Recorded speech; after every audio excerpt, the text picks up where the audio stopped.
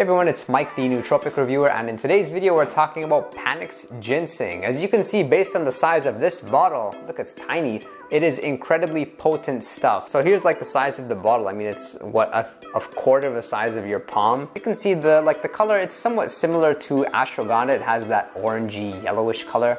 Let me just dump this back into the bottle and let's get on our way. Believe me, I don't say this about a lot of nootropics, but it tastes absolutely awful. So if you do choose to go ahead and buy the powder, if you're one of those brave souls, then I'd recommend you get like a small milligram scale where you can just use with. Otherwise, capsules are best.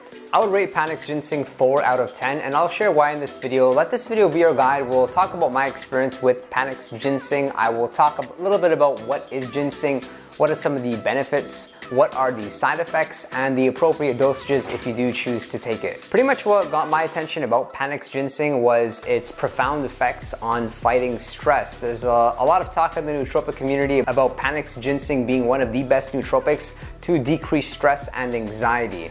We use the term adaptogens. What adaptogens are agents you can use to lower your anxiety levels. And what so is, you could classify ginseng as an adaptogen. And what is an adaptogen? It's a compound used to decrease stress levels and decrease anxiety. And what got my attention about Panax Ginseng was that I was introduced to adaptogens and I noticed that, and they were really helping me to enjoy my workday. They were helping me even work more hours. I found myself less stressed when I was working, or even when I was not working. I would find that I was more easily able to enjoy my time off versus think about work. I was a little bit disappointed. Some other adaptogens which I've used that I've had success with are rhodiola rosea, lion's mane, and bacopa. And I was hoping to feel like a somewhat similar effect by using ginseng. And ginseng, there's two popular types. There's the American ginseng and the Korean ginseng, also known as Panax Ginseng. With Panax Ginseng, that one I've tried, and I've tried some other forms of ginseng as well, and it's not been my experience that I find it decrease my stress levels that much.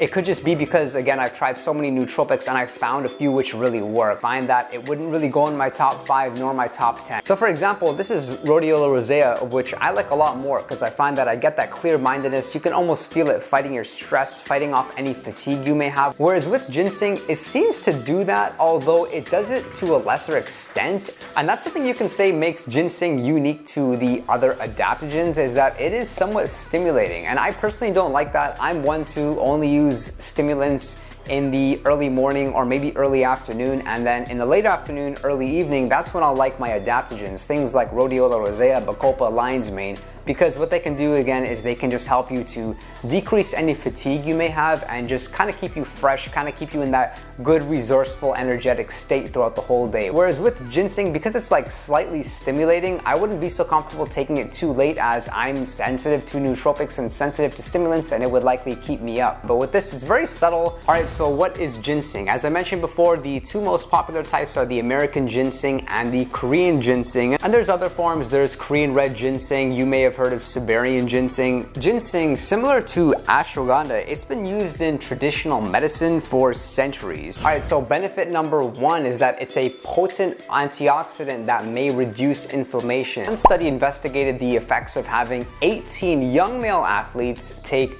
2 grams of Korean red ginseng extract 3 times per day for 7 days. And the men then had levels of certain inflammatory markers tested after performing an exercise test. And benefit number 2 is that it may help brain function. Ginseng could help improve brain function like memory, behavior, mood, and learning. All the things that we love talking about on this channel. There's some test tube and animal studies showing that in components like ginseng, the compound could protect the brain against damage caused by free radicals. There was one study which followed 30 healthy people who consumed 200 milligrams of Panax Ginseng daily for 4 weeks.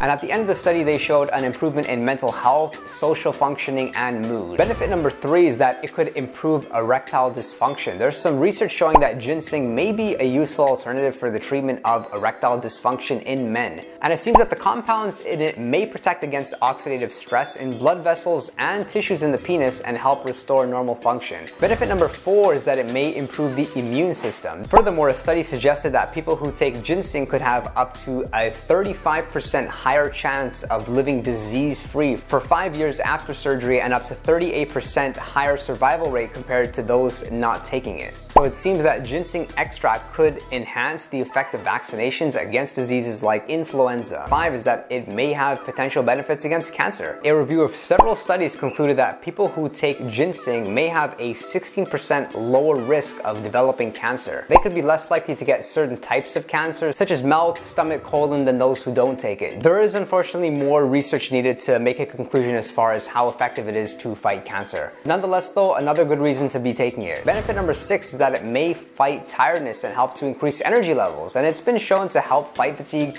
and promote energy, which I discussed earlier. There's been various animal studies that have linked components in ginseng, like polysaccharides, with lower oxidative stress and higher energy production in cells, which could then help to fight fatigue. Benefit number 7 is that it's effective in lowering blood sugar levels. It seems to be beneficial in the control of blood glucose with people with and without diabetes. One study assessed the effects of 6 grams of Korean red ginseng along with the usual anti-diabetic medication or diet in 19 people with type 2 diabetes. Interestingly, they were able to maintain good blood sugar control throughout the 12-week study, and they also had an 11% decrease in blood sugar levels, a 38% decrease in fasting insulin, and a 33% increase in insulin sensitivity. Alright, let's get into dosing and how to take it. Ginseng root, it can be consumed in many ways. It can be eaten raw, or you can lightly steam it to soften it. So how much you take depends on the condition you want to improve. Overall, daily doses of 1 to 2 grams of raw ginseng root or 200 to 400 milligrams of extract are suggested.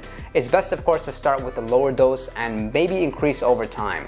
So look for a standard ginseng extract that contains 2 to 3% total ginsenosides and consume it before meals to increase absorption and get the full benefits. And that's the way that I've taken it as well in the past. 200 milligrams twice per day, once in the early morning just pre-workout and once in the early afternoon. Alright, now let's talk about side effects. As far as my experience and according to research, ginseng appears to be safe. There is evidence suggesting that the extended use of ginseng could decrease its effectiveness in the body, as shown of course by that study earlier. So to maximize its benefits, you should take ginseng in 2 to 3 week cycles with a 1 or 2 week break in between. If you were to ask me about my experience with it and its side effects, I noticed irritability similar to adrafinol. If you've used adrafinol, you feel like it's energizing kind of in the first half of the day, and the second half of the day you're very irritable, you don't want to talk to anyone, you want to just socially isolate. And unfortunately, it kind of feels that way with Panax Ginseng. I find that there have been times in the past when maybe 1 or 2 hours after use of Panax Ginseng in a good enough dose, I felt slightly irritable and I just really didn't want to work and couldn't wait until I was just out of that state. Unfortunately, it passed with time. I spent a lot of time reading about people's experiences with nootropics on forums like Reddit or even Quora, and I find sometimes people report a little bit of brain fog or a little bit of fatigue by taking ginseng, but it's nothing too severe, and this is maybe 10 to 15% of people. How would you rate ginseng out of 10?